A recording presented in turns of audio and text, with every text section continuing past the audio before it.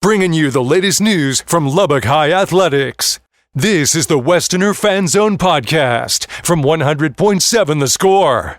Welcome back to the High School Fan Zone here on 100.7 The Score. You also got us on DoubleTSportsNetwork.com. And don't forget about the mobile app, which is brought to you by our friends at Happy State Bank. Clint Scott in for Randy Rosetta. Now we turn the page to the Westerner Fan Zone featuring Lubbock High Athletics. And we're going to talk some girls basketball with head coach Brent Palmer. Coach, I know you've been on with Randy quite a bit this year, but thanks for coming in. I appreciate it. Glad to be here. And we're doing a little bit of a season recap tonight from the last time we saw you. You have let's dive right in. You have a successful season. Obviously doesn't end the way that you want, so we'll rip that Band-Aid off first. You feature a game against Plainview where it is the nail-biter of nail-biter type games, fall 47-46. But if you go before that, to put yourself where it was winner goes to the playoffs, loser's the first one out, you were 5-7 at one point in district play, and you have to rattle off 3 wins to even get into that position. Let's start with the game first, and then we'll go into that 3-game stretch. But what did you see out of that Plainview matchup? When we played Plainview at our place, it was the same type of game. We won that game by 1 point, 49-48. Mm-hmm. They've got a really good team, very well coached. They really get up and down the floor and things like that. And I knew it was going to be a good game. I knew it was going to be a close game. We just didn't quite get it done there at the end. What did you say, to your team after the game? I was really proud of them. The last probably 5-6 games, we really had started playing well like I thought we could. And obviously, you want to be playing well at this time of year,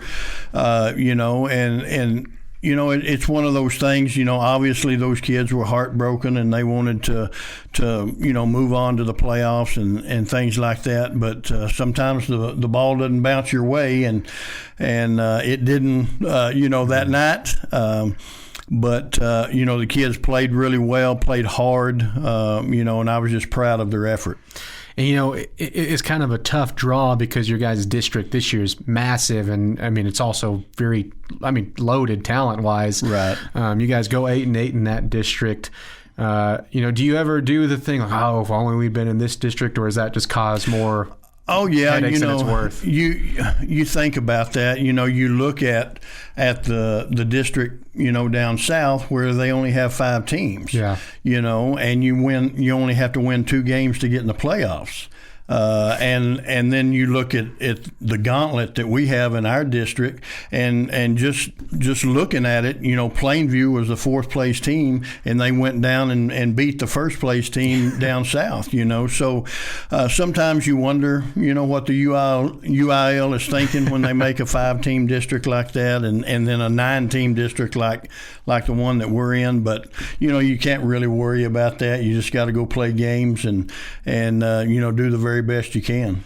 And obviously you guys are no stranger to playing in tough districts, but when you look at what this year's version of your district was, where does it stack up to some in years past?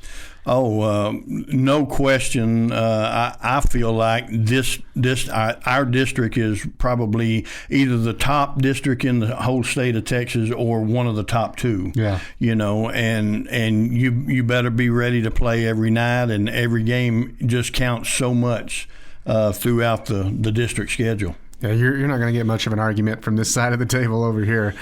You do finish 8-8 in district play, and like I mentioned, you're 5-7 at one point. You go in that 3-game winning streak where you are sitting at 8-7 going in that Plainview game. What did you guys do in that 3-game stretch before Plainview to put yourselves in a spot where you had a chance at the playoffs? Yeah, well, we knew that after we played the top 3 back to back to back, and we felt like that.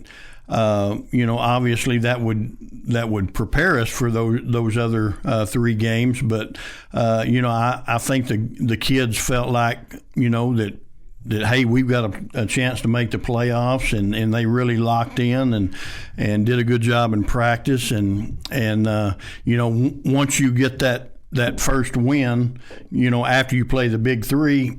then that builds a little confidence, and they did a good job getting us to where we were. Mm-hmm.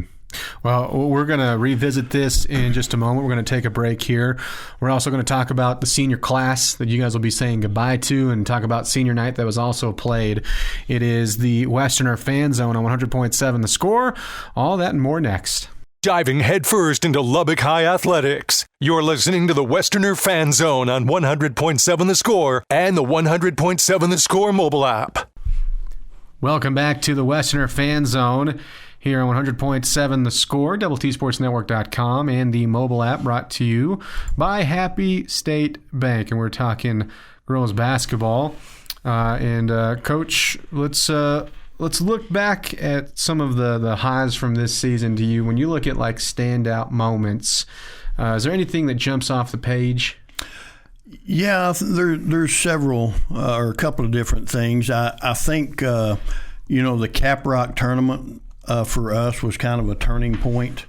We opened the season at the Eaton tournament down in Fort Worth, and every team that we played was a 6A team, and gave us some great experience and great competition, and we won some games early, and then we hit kind of a little skid there where we kind of had to learn a little bit about ourselves.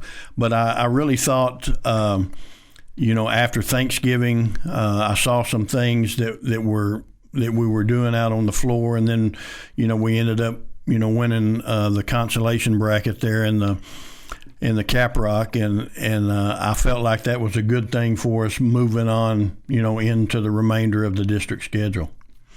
I would guess another high from there would be you guys' senior night. You went at 55-40 over Coronado, and that was the cap of that 3-game stretch that we talked about.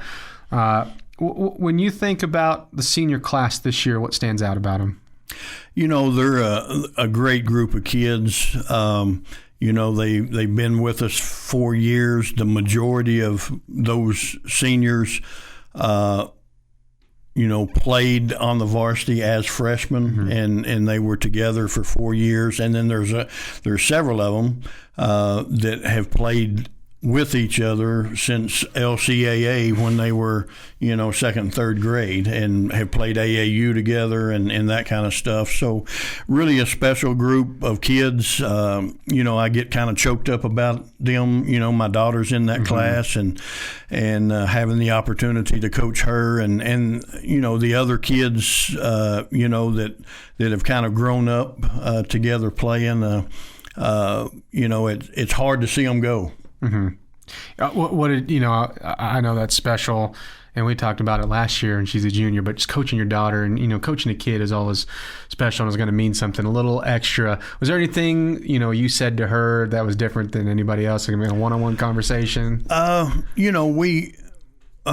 try to treat her just like I do everybody else. Sure. During practice, and that kind of thing, and I really tried to do the best I could as leave that stuff at the gym and not talk about it at home unless she brought it up. Mm-hmm. Now, we watch a lot of basketball together, and we'd talk about a few things here and there, but as far as, talking a lot about the coaching and what we did, what we didn't do, I kind of tried to just leave that at the gym and not feel like, Dad's getting after me in the car on the way home, that kind of thing. So, she's a hard, strong head kid, and we butt heads just like you do with any kid that's on your team from time to time. Sure. But that's just part of it. You look at the senior class. If you said, hey, one of these is most likely to be a coach, whenever they're in their adult lives, who would it be? Oh, man. There's probably a couple of them. Even though that's not the direction she's going now, I would say Izzy, my daughter. Mm-hmm. But I think Pierce Shepler. Pierce is one of the kids that I just love her to death. She just works so hard on her game and spends so much time. I can see her. She's really good with little kids and middle school kids and that kind of stuff. And I could see her, being a coach type as well. Coach, we appreciate you coming on again and talking with us. Congrats, on a successful season and things that you guys did do this year. Looking forward to meeting up with you guys again. Well, thanks. I appreciate being here and having an opportunity to talk about our program and our kids, and looking forward to see what happens in the future with this senior class that I had. Yes, sir. That was head coach Brent Palmer of Lubbock High girls basketball. That'll do it for the Westerner Fan Zone, but more high school Fan Zone up next as we turn the page to Monterey. Keep it right here.